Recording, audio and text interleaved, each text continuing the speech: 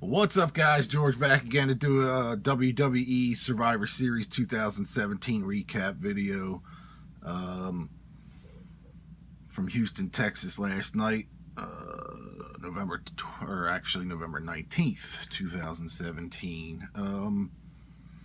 I didn't watch it live because the Eagles were on, and the Eagles kicked Dallas's ass, which was beautiful. The Eagles are 9-1. Looking to clinch the NFC East, hopefully this weekend coming, but I did watch it afterwards. I did not see the pregame, which had Elias and Matt Hardy go head-to-head, so I don't know how that match was. I do know Elias beat Matt Hardy, but and I think during the kickoff show was also Enzo Amore versus Kalisto. Enzo won that, of course. And Kevin Owens and Sami Zayn versus Breezango. Whatever. Kevin Owens and Sami Zayn obviously won that match. So, but getting into the actual Survivor Series, the Shield versus the New Day, kind of what I thought was going to happen, except for the New Day splitting up, but the Shield beats the New Day, which was a pretty good match. I really like when Big E and Roman go at it, at each other. But pretty good match. It was a solid match overall, I thought. I would give it like a B if I were to grade it. B plus, somewhere in there. Definitely started off the pay-per-view in a decent way. I thought it was a fun match, seeing those guys all together in the ring again after, I guess, a few years. But it's cool to have the Shield back. I hope that run stays for a little bit. And they went right into the Survivor Series, female Survivor Series match with Asuka, Alicia Fox, Sasha Banks, Nia Jax, and Bayley versus Becky Lynch, Naomi, Carmella, Tamina, and Natalya. Natalya was added on Saturday, I believe, to that team since Charlotte Flair won the belt from her.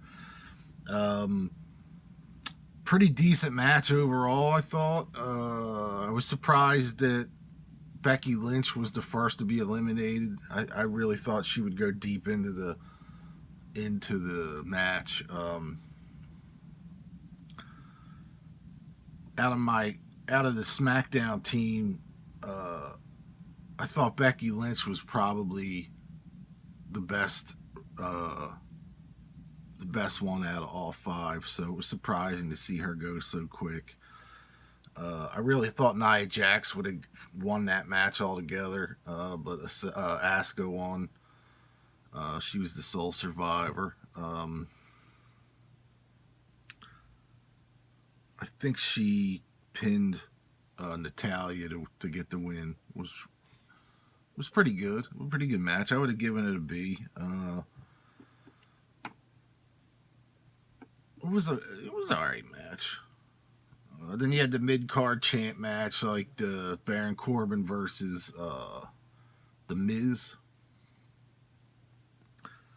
which I thought Baron Corbin would win, which he did. Pretty decent match. Not great, but it was a pretty good match.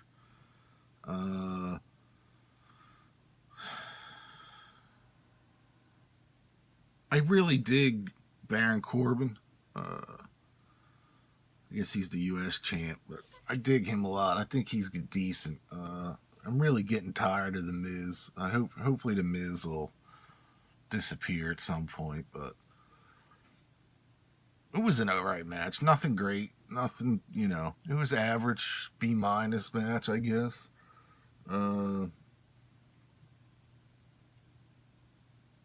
I thought he was going to do that face turn, but he didn't. He stayed a heel. That's Baron Corbin, by the way. It would have been cool, but it was an alright match. It was decent. Nothing great. And yeah, the tag team champ match up next was the Usos versus Sheamus and Cesaro. Usos won that match, which I can't remember what I picked, but I think I picked them to win, but uh, that was a decent match. I liked that match a lot. If I had to give it a grade, it would have been A minus B plus somewhere in there. I definitely like both teams. I dig the Usos as a heel, their darker image.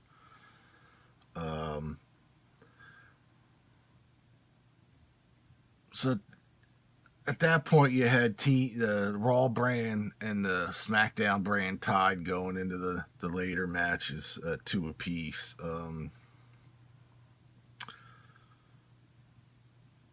After the tag team champ match, you have the women's champ match, Charlotte Flair SmackDown and Alexa Bliss of Raw. Pretty decent match again. That was a decent match as well. I would give that like an A minus. It ended exactly how I thought it was going to end, with Charlotte getting the win.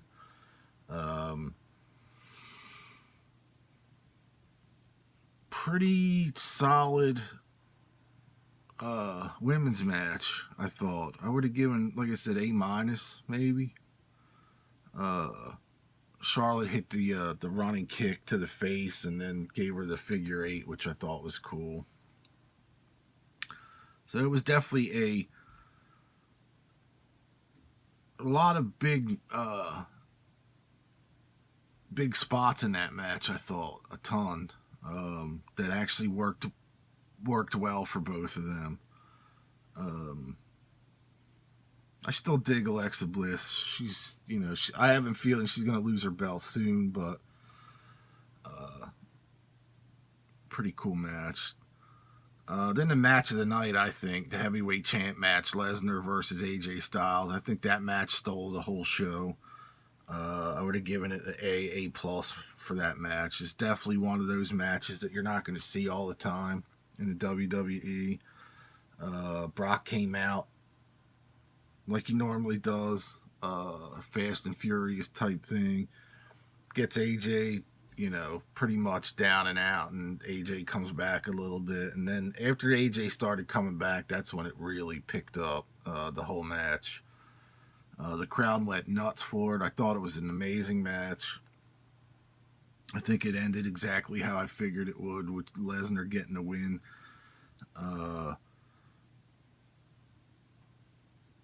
And for AJ getting a clean pin on AJ, I thought it was pretty cool how they did it.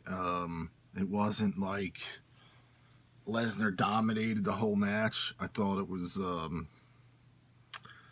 pretty well booked as far as spots go. I thought it was decent. Definitely one of those memorable matches. I think that's going to end up being a really memorable match.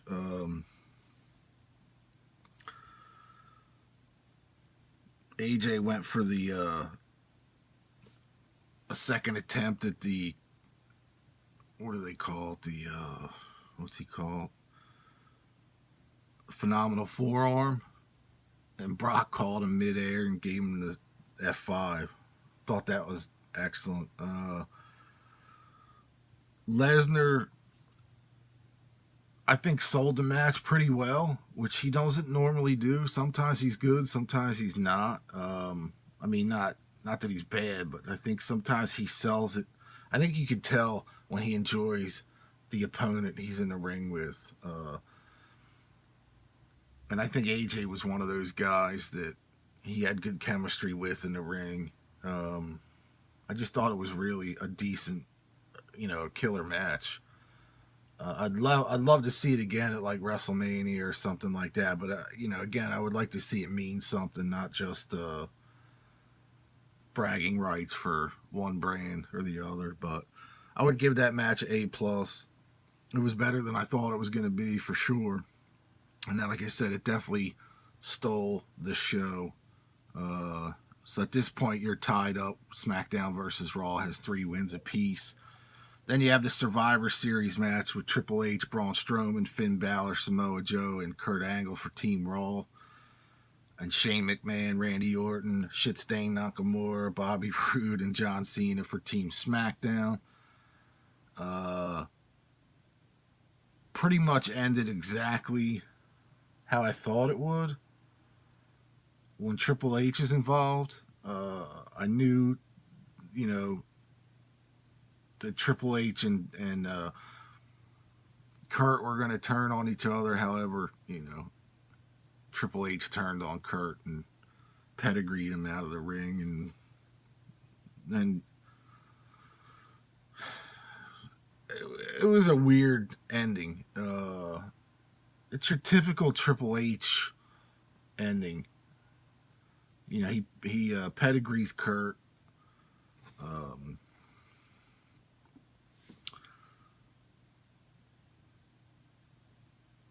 And then rolls Shane McMahon on top of Kurt to give SmackDown a pin over Kurt, McMahon a pin over Kurt Angle. And then he turns and pins, Triple H turns and pins, what do you call, Shane McMahon. So it was basically Triple H and Braun Strowman left at the end of that match. And then, obviously Braun does what I wanted him to do and power bombs the shit out of Triple H for messing up and not giving him the push or the win, not tagging him in, and kind of turning on Kurt Angle. The match was good up until that point. And then it was one of those things like, here we go again with Triple H. Triple H has just got to stay out of the ring at this point. Because you could see it coming. He's going to turn on... It's the same story with him every time he's in the ring nowadays.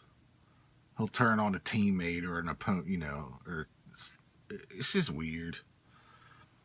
It's a weird booking. I know that, like I said, I had a feeling it was going to set up something either for Royal Rumble or WrestleMania between Kurt and Triple H. I'm sure there's going to be a match between those two at some point. I don't know. Overall, I would give that a C+. And that's, Nakamura was the first eliminated by Strowman. And then Bobby Roode was eliminated by Strowman. Samoa Joe from Raw was eliminated by Cena, which is ridiculous. And then Cena was eliminated by Kurt Angle, which was funny. Baylor got pinned by Orton by Strowman, and then Angle by McMahon from SmackDown, and then Triple H pinned McMahon. Whatever. So, at the end of the night, Raw defeats SmackDown 4-3, which I had a feeling was probably going to happen. I didn't go back and watch my last video, the predictions video, so I have no idea. I can't remember who I picked. I knew some of them, but I'm going to go back and watch it and see how many I actually got right this month, or, for this pay-per-view. I did good last time, I think. I think I only lost one match last time, but I didn't even think about it. I should have watched it first to see, but from what I remember going through the event again, I think I had the Shield win, in which they did. I don't remember how I picked the Survivor Series women's match. I don't know if I picked Raw or SmackDown for that match. I think I picked Baron Corbin for that match. I think I picked the Usos. I know I picked Charlotte Flair. And I know I picked Brock Lesnar because there's just no... I don't know how I did. I'll have to go watch again, but I mean, I think I would have picked Raw, the Survivor Series men's match too. So I might have got them all right, maybe. I don't remember, but I'll have to go back and watch, or somebody leave me a comment below. Let me know how I did. So I think the next pay-per-view is... I don't even know. What's the December pay-per-view? I was so enamored with the Eagles game last night. I was getting pissed because the first half of the game was just... The Eagles were so out of sync, it wasn't even funny. And then they made adjustments in the second half and pretty much dominated the second half, which I was hoping was going to happen. They were just off, but I'm glad they came back and won that whole thing. And, you know, pretty handily as well. Eagles are on a roll right now. I'm going to do a video. They're my favorite football team, obviously, being from Philadelphia, but... I'm going to do, hopefully, a Super Bowl video. I know I'm jumping the gun, but that's how we do in Philadelphia. We're 9-1 right now. This team, honestly, I've never seen a team play as a full team like this before. This Eagles team. Obviously, they were decent back in the early 2000s, early to mid 2000s, with Donovan McNabb and Brian Westbrook. But this team has something else. This team is definitely something different. They got more heart or something. They don't stop. They don't give up. They keep playing until that final whistle. So I don't know what the next pay-per-view is for... let's see. I'm not seeing any...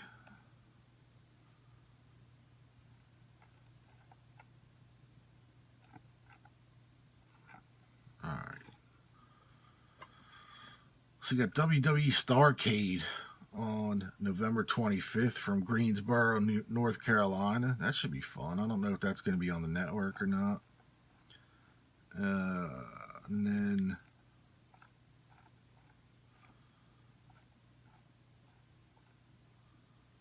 December. All right, we're already into the middle of December. I don't see another pay-per-view.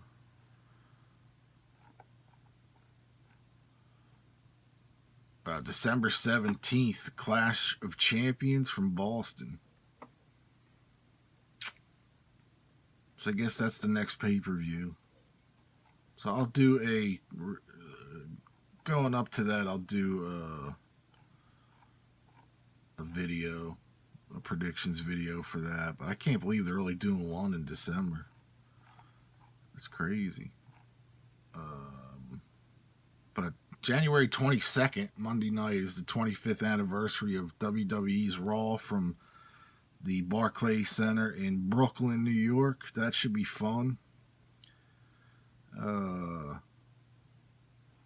Hopefully that'll be a good night, and that leads into Sunday, January 28th at the Royal Rumble and here in Philly, which I think I'm going to with the kids, with the boys, and with drummer Mike. So, but anyway, that'll be it for this video. Like I said, overall, I thought the Survivor Series was probably one of the better pay-per-views this year. It wasn't perfect, but none of them ever are. Brock versus AJ was definitely the match of the night. So if you haven't watched it yet, I would suggest checking out Charlotte Flair versus Alexa Bliss. Check out that match. And definitely check out Brock versus AJ. What a great match that was. But anyway, that'll be it for this video. Leave a comment below. Let me know what your picks or thoughts were for last night's pay-per-view. Pretty decent pay-per-view. Like I said, one of the better ones. But that'll be it for today. Got some other reviews coming up real soon, so I'll talk to y'all later. Peace.